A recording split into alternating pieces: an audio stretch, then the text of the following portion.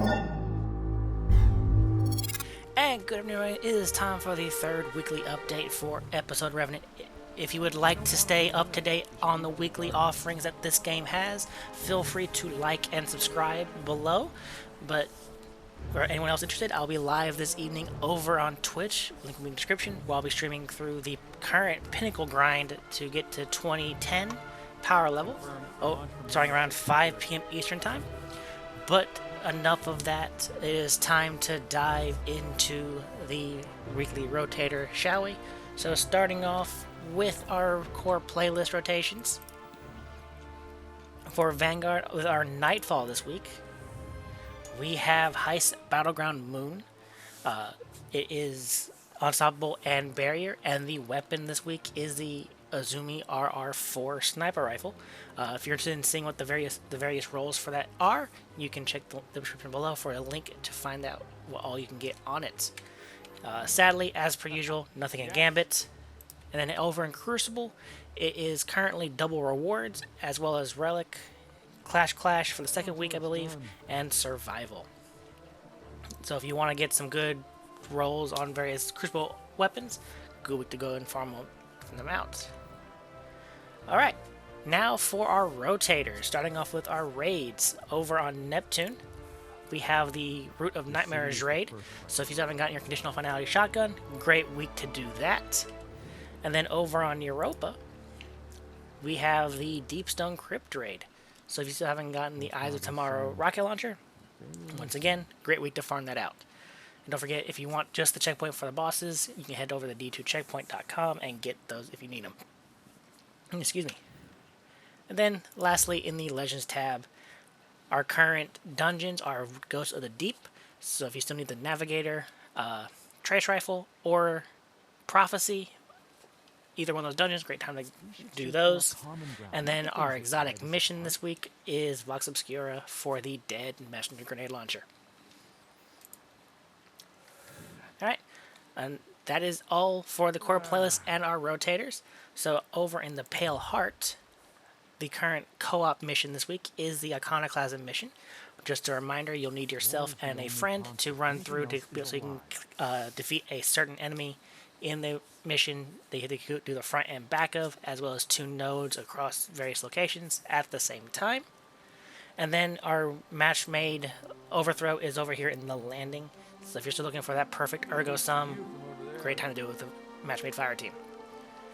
Alright, our Lost Sector for today until reset tomorrow, over on the moon with K1 Revelation up in Sorrow's Harbor, is Barrier Unstoppable. So don't forget, if you do it solo, you can get your exotic engrams that you can then use to turn into Rahul to either max out your Rahul rank so you can get the new exotics, or be able to get the perfect roll in the exotics if you want.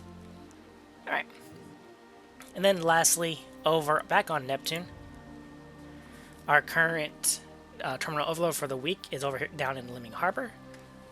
And then our current daily Vex Incursion Zone is over here in Ashma Park. So if you need to get any exotic gear, great place to do that. Alright.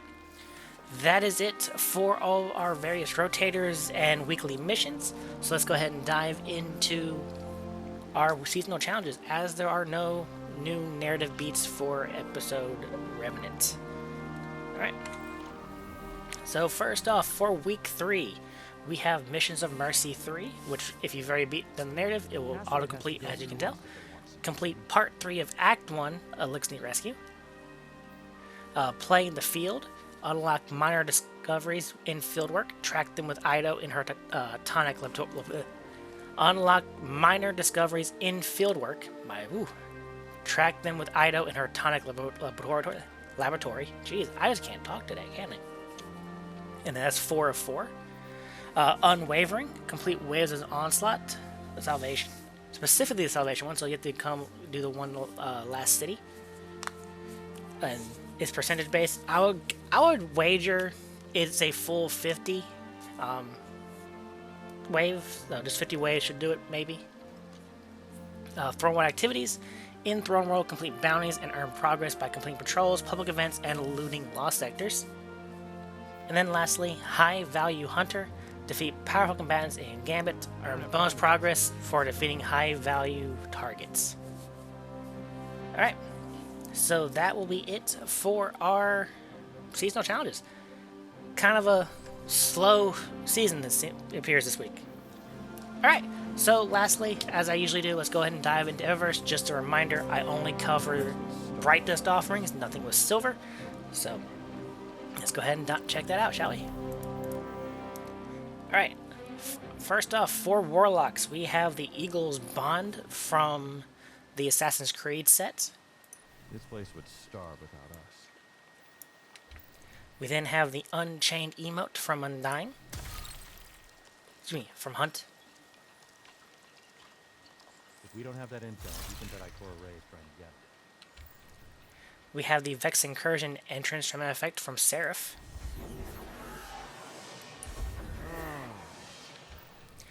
Then the Dyed Finality shader from Echoes, which was one of the paid shaders from last episode.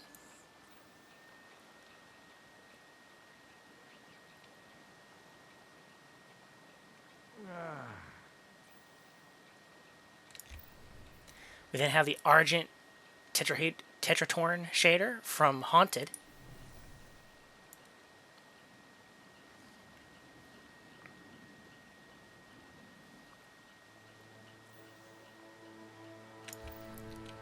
Alright, now for the Bright Dust page, we have, first off, the Birthday Cake multiplayer emote from Echoes. Wait, who changed the codes?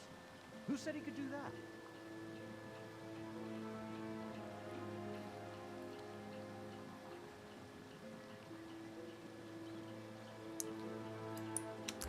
We then have the Jaunty Dance multiplayer emote from Echoes as well.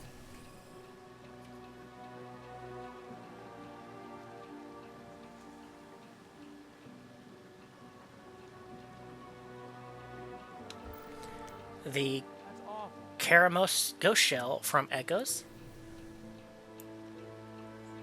Let's look at Egyptian Pot. Why'd you sign up?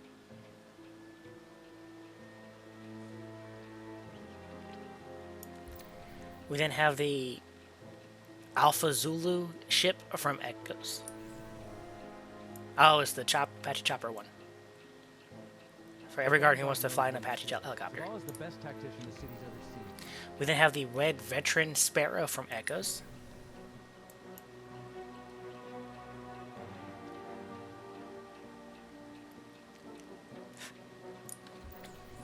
Then the Raised Voice Weapon Ornament for Choir of One from Echoes. This place would It gives starve your without us. Choir of One a finality touch to it. We should search for our common. Then we have the Muffin Top Projection from Echoes. Next up, we have the Sunwise Warrior shader from Black Armory, or Season of the Forge. Not sure about Pink Scream Sunrise, but that's just me.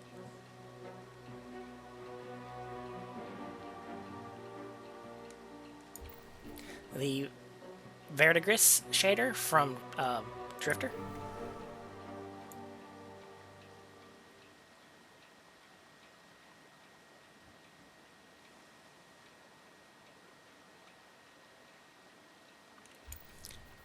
The Iridescent Coral shader from Undying.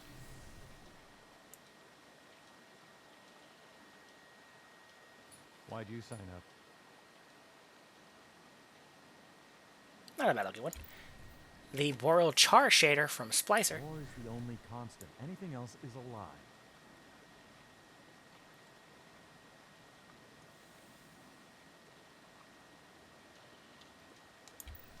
Then we have the Vex Arrival Transmat effect.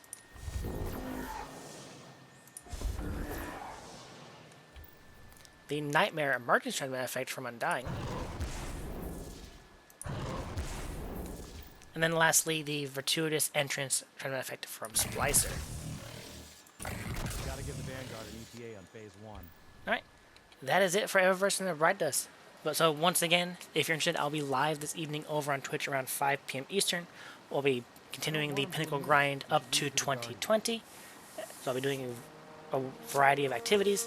But yeah, hope you'll have a wonderful week in Destiny, and I will see you next video. Goodbye.